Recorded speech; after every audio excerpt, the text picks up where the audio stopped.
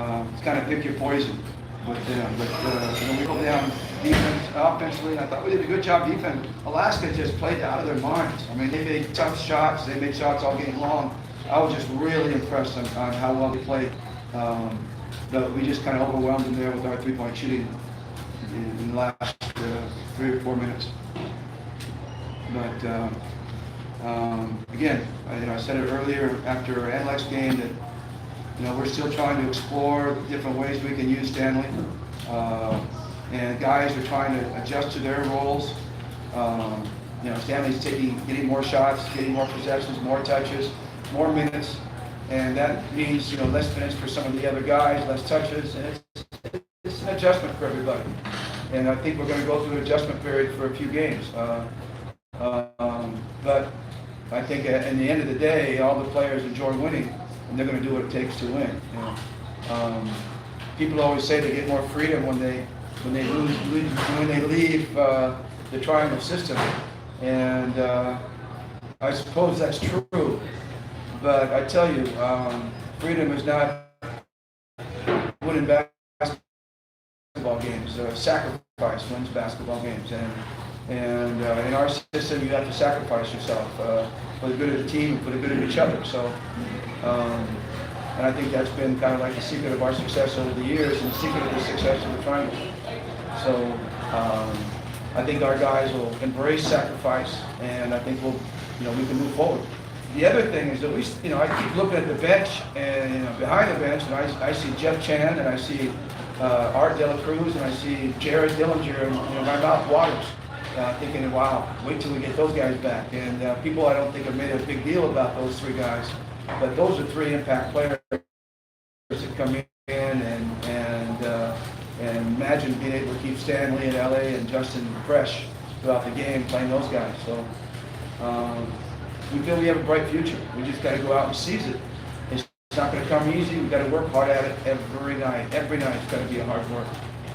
We didn't do that against Phoenix, but we did that tonight against Alaska. Alaska really pushed us hard tonight, and we had to respond, and I'm proud of our guys for responding. I was after a mouthful. You keep up? Sorry, I don't mean to talk so fast.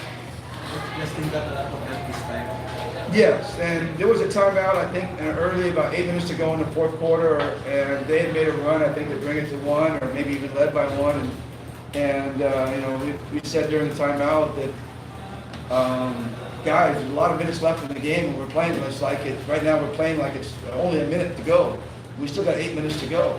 We've got to come down and focus on our stops defensively and execute. Really try to execute, keep everybody involved.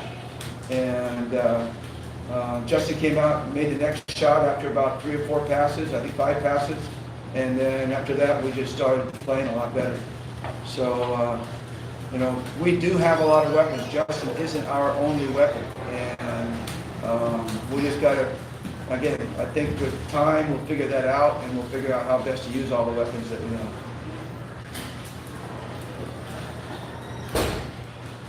When will the speak on that? It's still up in the air. I was told Mike practiced at the end of this week, which would not make him available for our next game against Magnolia. We play on Sunday. Jeff had a PRP a couple of days ago, and we're hoping he responds well from that, and maybe he can get back into practice, but we're not sure about that either.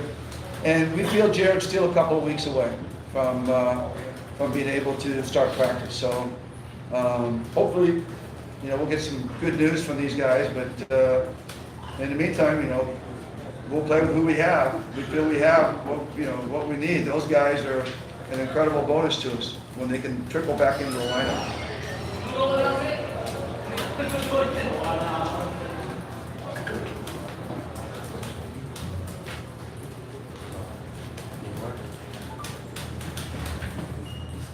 Thank you. All right, thanks, guys. Good to be back in the room again.